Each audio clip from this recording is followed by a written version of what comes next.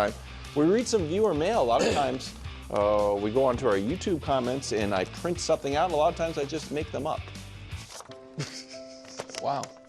Way to peel back the This fourth one's wall. real. Well, sometimes I do, but this one's 100% real. Secrets. Dear Wildes, love the show. Well, thank you. Seems like you guys are torn on Brew's advocacy for Jordan Love's new nickname, J-Lo. How do you expect this to be resolved? Cheers, Ryan and Brian. Well, thank you for asking, Ryan and Brian. As you know, election season is coming up, and we obviously believe in the democratic process, so Gianna helped put up a poll, Brew. I thought that was the only fair thing. Whoa, J-Lo, whoa. a good nickname for Jordan Love. That's a real poll, too, isn't A it? resounding 77% no. Is that a poll of our staff? No, or, Brew, I know you don't have, it's 1,000. Well, at least you got me right. Well, that's a lot. Just for the record, I did not approve this one. I didn't know this was coming. What's up Greg with is those so chaps? jealous. He's so jealous of this graphic. What? So jealous. He's Wildes, like, I'm the you did bodybuilder on this I didn't show. know that You one. did this. That's your fault. That was a little too That much. was a lot. Go ahead. All right, have to speaking clear of a lot, let's get to the list. All right, at number 3, Dak Prescott. Oh. I know Nick thinks it should be the other quarterback, Brock Purdy, but Dak Prescott. I don't know what I think. One of the positive things about Jerry, spouting foolishness every other day in the media is that it has taken the focus off of Dak Prescott. True. Right? I mean, Dak Prescott is the quarterback of a 3-3 ball club. All right, Dak Prescott has suffered 3 blowout, and yes, I'm including the Ravens, blowout losses within months of becoming the highest paid player in the history of tackle football. All right? And so Dak Prescott has been able to skate kind of like not getting a lot of criticism because Jerry is such a distraction. But this is how the type of season Dak Prescott is having. Let's look at the numbers. Last year was great, was in the MVP race. Look at the drop. 20 points on the passer rating. Yards per game, again, that can be a 1.5 more. shaky stat. Because when you're behind by 40, yeah, we're going to sling it, all right? I'm going to throw for a lot of yards. Completion percentage way down. Look at the TD to interception ratio. It's bad. So Dak has not been getting it done. And real talk, I said this earlier, they should beat the Niners. Depending on how many of those guys are out for the Niners, we know both teams have injuries. Obviously, Dallas without Micah and DeMarcus Lawrence and a few others. But San Francisco is more bitten by the injury bug. Both of them have tier 2 quarterbacks. Nick, I know, and other people think Dak is better. Some argue Purdy. I would tend to lean Purdy. But Purdy has had his way with Dak. He's 2-0 against Dak. Once, obviously, in the playoffs, beat him. Dak, if you can win this game, it could spur the Cowboys onto a nice little run. You're coming off the bye. You should win it. But Washington, Philadelphia, they're playing well. Don't look like world beaters, though. This could really get the Cowboys going. Sure. You lose it, and the season could be done. Wow. It could be. So, Dak, go get him. Okay. All right, at number 2. And this could be a weekly thing. I had to keep him off last week just to get some other people on. We were tired of seeing him. The Bud list was on the Bud list, remember? It didn't expire. Right, but not anymore. Yeah. This is the 3rd time in 4 weeks that Aaron Rodgers is on. And we all know that, he has to be on. There are a lot of people out there, Aaron, that think you're washed. I'm saying maybe. Maybe the evidence is mounting that you are washed. You're not great anymore, but you can still be good. You don't have to go all the way to wash, but you tried everything. You got your buddy as the offensive coordinator, Nat Hackett. That didn't work. He's been replaced. You got Devontae Adams in, great wide receiver, friend of yours. You made magic together in Green Bay. Didn't work last week. We'll see if it does this week. You got the coach fired. Obviously, that hasn't worked. You've lost, 3 straight games since then. And now you played the anger card. We'll see if that one works. Yeah. We're too angry. All right. So, Aaron, you got to go out there and get it done, my man. New England, you should be able to beat them, period. If you don't beat New England, in a week when your team is absolutely desperate for a W, and you lose to the Patriots, the season is over. I'm actually holding out a little bit of hope that you guys can turn around and make the playoffs, because here's why. The schedule, there's not a world beater left on your schedule. Houston, but they haven't been playing great.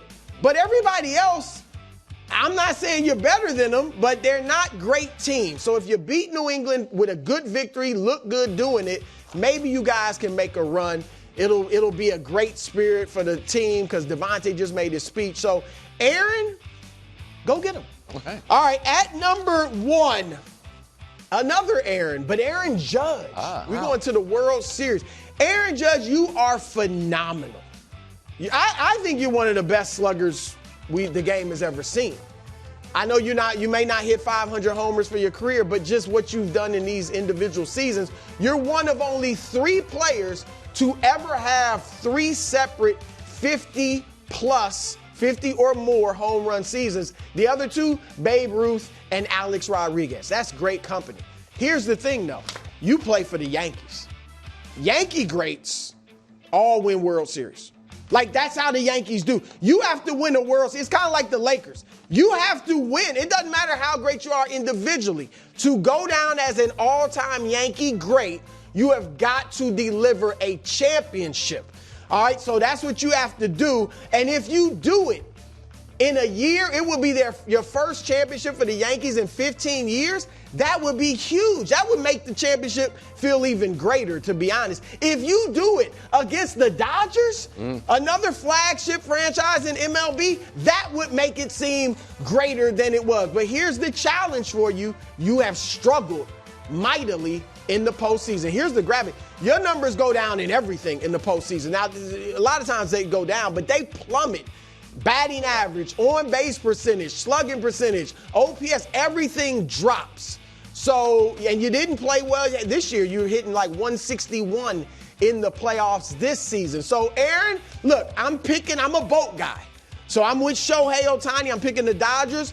But, Aaron, I do believe in you individually. Go prove me wrong. Go do it, get your ring, and become a Yankee legend. Wow. I like the Bud list. 2 Aarons. I like that. I'm going to add another quarterback on here, though, because we're lacking quarterbacks representation. Let's go with Patrick Mahomes. Ooh. Fair one. And before Shots you get fired. disappointed, It's not my second. just listen to it. I got Patrick Mahomes, I'm going to start by saying this. I believe in you. Oh, it's good. I've always believed in you. You may not feel that way because I sit next to What do I got to? that guy, so I don't get to gloat about you all the time, but this season there's really been nothing to gloat about. Like, all we've been hearing is about how you're throwing interceptions. This is the second time in your career that you've, through your first 6 games, you've had 8 interceptions. The previous time, the reason why we didn't talk about it that much, because you had 18 touchdowns or something like that. And you only got 6 touchdowns. You got to start putting the ball in the end zone through the air. Back-to-back, no passing touchdown games. That's only happened one other time in your career. This year and in 2021, week 11 and 12 against Dallas and Denver. And you know who you played the following week? The Raiders. And you went to work. So I'm expecting you to go to work, get back into the saddle, and get it done. You got a new number 1 receiver. Welcome him with throwing him passes that he can catch, not passes that he has to try to knock down from a defender. Wow. Patrick Mahomes, I really believe in you, man. Look, you've been special on 3rd downs. You've been special extending plays and being clutch in situational football. And you've been special the last 2 years in game 7s, meaning game number 7 for your team, you've been really good. In 2022, 424 yards, 4 touchdowns, 129 passer rating. Last year, 423 yards against the 49ers, 3 touchdowns, 1 interception. I know you're going to bounce back. And there's a little something that's on the line. It's called perfection. Wow. There's only one that we really believe that can get it done right now in our league, and that's you, buddy.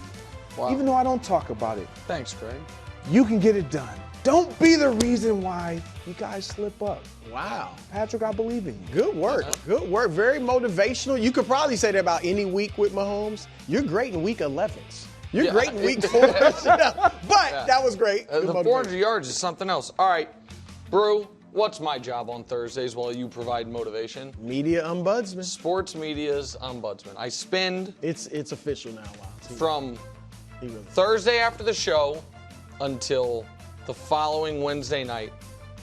I spend at least 20 minutes a day surveying the full sports media landscape. 20 minutes. Wow. At a minimum. What a commitment. A minimum. 20 minutes a day. A lot of commitments. As a sports media ombudsman, it's only a 4-minute job actually a week.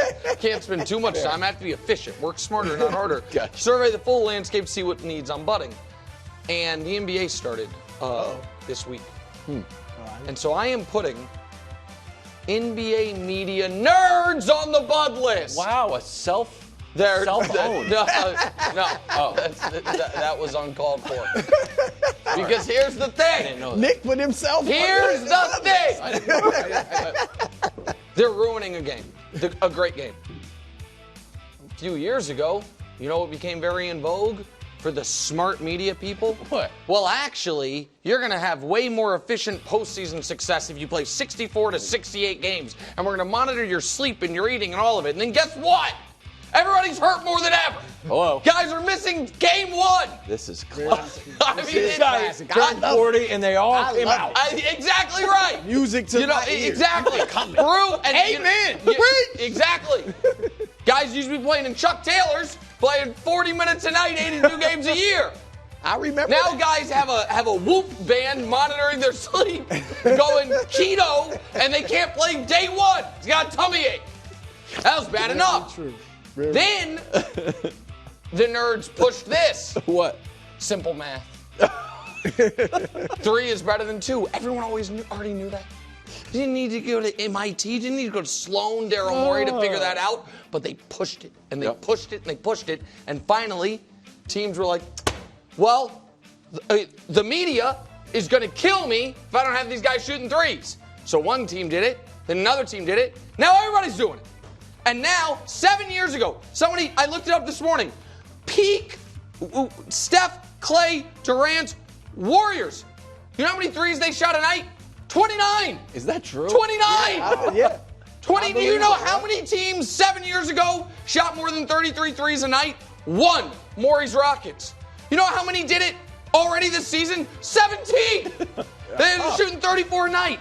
It's interesting. It's a terrible television. I shouldn't say terrible. It's hurting the television product. It's servicing the nerds and not people. You know why people love the NBA?